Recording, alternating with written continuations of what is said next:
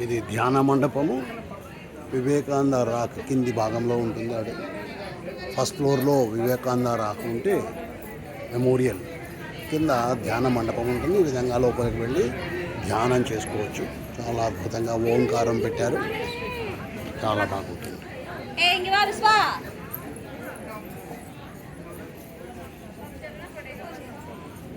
ఇక్కడ వివేకానందుడి ప్రొఫైల్, అలాగే వివేకానంద రాక్ ఎలా కట్టారు, ఎప్పుడు కట్టారు, ఎన్ని రోజులు కట్టారు అనేటువంటి పూర్తి వివరాలు కూడా ఇక్కడ ఇవ్వబడ్డాయి.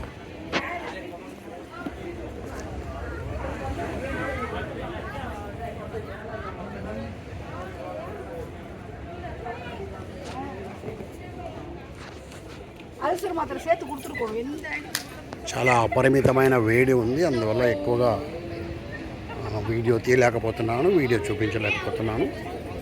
చాలా అద్భుతమైనటువంటి స్థలము వివేకానంద రాక్ మెమోరియల్. తప్పగా ప్రతి ఒక్కరు చూడవలసిన ప్రాంతం.